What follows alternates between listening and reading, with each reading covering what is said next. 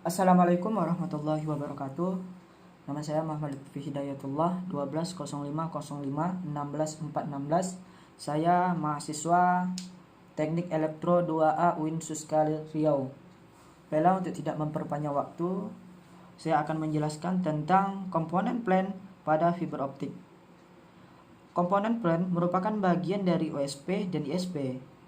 Untuk komponen plan ini terletak di luar dan di dalam ruangan. Untuk komponen plan ini dibagi menjadi 3 macam.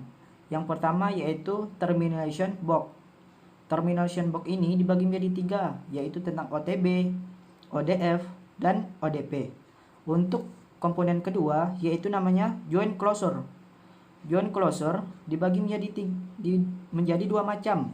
Yang pertama inline JC, kemudian dam JC. Kita masuk untuk komponen plan yang ketiga, yaitu adalah control box. Control box ini dibagi menjadi 3 macam. Yang pertama base mount hole, kemudian yang kedua adalah mount hole, yang ketiga adalah hand hole. Yang dimaksud dengan termination box adalah tempat untuk terminasi. Kemudian yang dimaksud dengan joint closure adalah alat sambung apabila ada kabel akan disambung di sini. Untuk komponen yang ketiga yaitu control box. Control box ini adalah tempat menyimpan atau memperbaiki. Baiklah, kita akan menjelaskan tentang OTB. OTB ini adalah bagian dari termination box. Yang dimaksud dengan OTB ini saya contohkan, yaitu di sini ada kabel. Di sini ada suatu kabel. Posisi kabel ini berada di luar kan?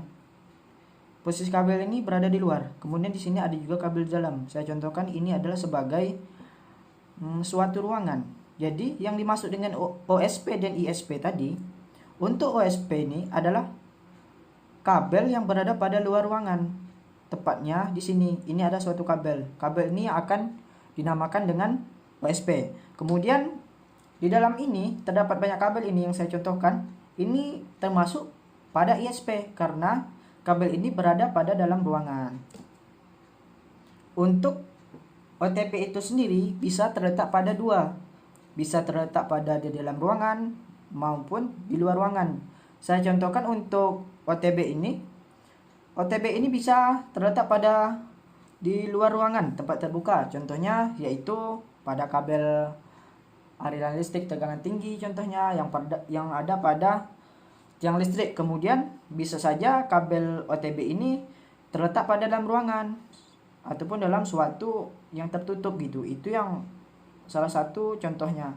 Jadi intinya OTB ini tergantung, bisa dia terletak di dalam ruangan ataupun di luar ruangan, terpengaruh pada peletakannya itu sendiri. Yang dimaksud dengan OTB ini adalah optical termination box. Intinya OTB ini adalah tempat untuk penyambung atau terminal yang berada pada dalam box tersebut. Kita lanjuti untuk yang ODF. Untuk ODF di sini ODF itu adalah optical distribution frame. Ini saya contohkan. Bedanya antara ODF dan OTB, untuk ODF sendiri tempat penyamparannya itu sangat luas. Biasanya saya contohkan di sini untuk di luar ruangan saya contohkan. Untuk ODF ini sendiri tempat penyamparannya ini sangat luas. Contohnya di sini jarak antara A, B, kemudian C dan D ini sangat jauh, berbeda sama dengan OTB ini. Sedangkan untuk OTB sendiri, untuk penyamparannya tidak hanya jauh, cuma saya contohkan dalam sekitaran di bawah 500 meter. Kalau untuk ODF itu sendiri, tempat penyebarannya itu lebih dari 2 jalur. Untuk yang ODF sendiri terdapat ada 4 jalur. Sedangkan untuk OTB sendiri cuma ada 2 jalur. Begini, saya contohkan. Ini untuk OTB dan di sini untuk ODF. Intinya ODF ini tempat jalurnya lebih banyak daripada OTP tersebut. ODF itu sendiri bisa kita jumpai pada jaringan listrik. Contohnya pada tiang-tiang listrik itu. Di sini contohnya ada trafo atau tempat penjamperan. Kemudian ada trafonya di sini. Kemudian ada tempat kabel-kabelnya di sini. Kita lanjuti untuk yang ketiga tentang ODP tersebut. ODP ini kepanjangan adalah Optical Distribution Frame. Biasanya ODP ini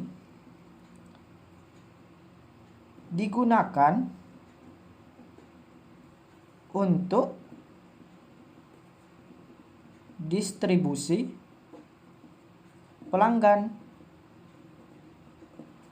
Bisa kita jumpai pada rumah kita masing-masing. Itulah salah satu contohnya untuk yang ODP Optical Distribution Frame ini. Ini saya contohkan. Di sini ada namanya feeder. Contohnya begini. Itu adalah feeder. Kemudian feeder menyalurkan kabel kepada ODP tersebut. Lalu ODP ini dia menyebar kepada rumah-rumah orang, kemudian ada di kantor ataupun rumah sakit gitu. Ini saya contohkan untuk 3 bagian. Di sini ada rumah pelanggan. Kemudian di sini adalah kantor dan rumah sakit. Baiklah, kita akan menjelaskan tentang yang kedua, yaitu joint closer. Adalah komponen plan kedua. Yang kedua itu adalah yaitu joint closer, di mana joint closer ini dibagi menjadi 2 macam. Yang pertama inline JC, kemudian yang kedua adalah dom JC. Biasanya inline JC ini terletak pada dalam tanah ataupun di dalam tanah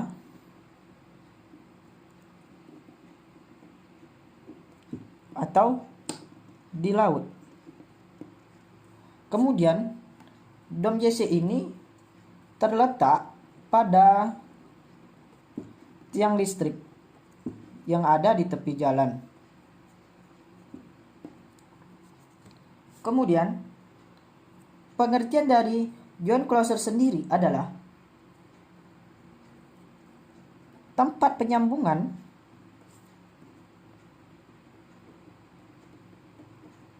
yang secara fix.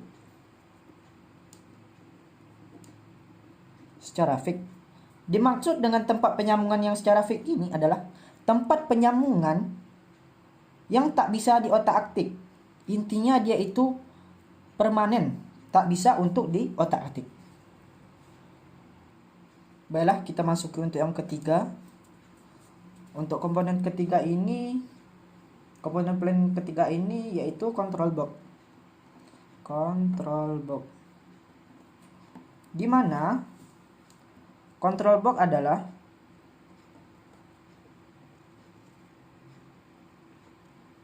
sebuah ruangan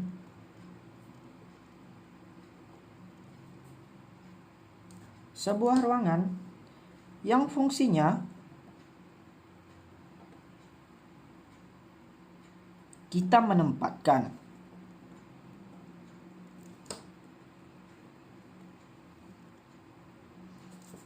spare kabel dan joint closer itu tersendiri.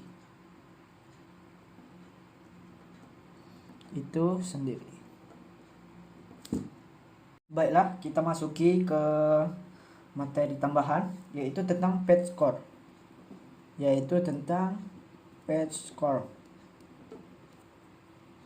Patch core adalah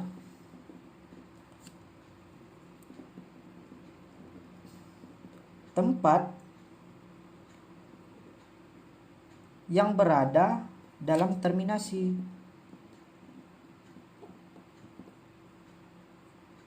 Biasanya petcore yang kita gunakan umumnya itu ada yang beberapa macam. Yang pertama ada yang namanya itu SC, kemudian ST, kemudian ada FC, SMA, LC, E2000, MU, ada yang DIN, MTRJ, D4, kemudian Biconic.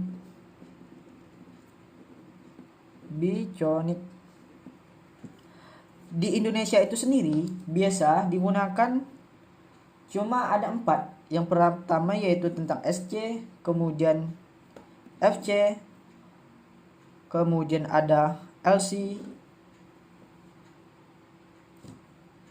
Maaf, saya ulangi, untuk patch score yang digunakan untuk di Indonesia itu cuma ada 3. Yang pertama yaitu SC, yang kedua adalah FC, dan LC. Di 3 ini sendiri ada perbedaan antara SC, LC, dan FC. Untuk SC sendiri di sini adalah tidak adanya pengaman. Tidak ada pengamannya. Bentuk si SC tersebut ataupun SC ini dia runcing, hampir sama dengan LC dan FC juga. Yang bedanya adalah SC ini tidak ada pengamannya. Intinya dia langsung dimasukkan aja pada dalam kabel tersebut, tidak ada pengamannya. Kemudian sedangkan LC ini dia ada pengamannya. Jika kita untuk memasukkan kabel, kita harus membuka pengamannya. Untuk LC ini dia cuma ada pengamannya. Kalau seandainya ingin memasukkan kabel itu, dia tinggal dipencet untuk pengamannya. Nanti baru kabel itu akan melonggar. Kalau seandainya ingin membuka, dipencet untuk pengamannya. Setelah dilepaskan, kabel itu akan menyangkut pada LC tersebut. Kalau seandainya ingin melepaskan, tinggal ditekan, dia akan lepas. Jika ingin dikunci, maka ditekan, dimasukkan kabel, lalu dikunci lagi. Untuk yang FC ini adalah patch core yang paling aman karena pengamannya mengelilingi dari inti dari patch core tersebut. Jadi saya akan membuat gambar contoh dari patch core SC ini. Saya contohkan begini.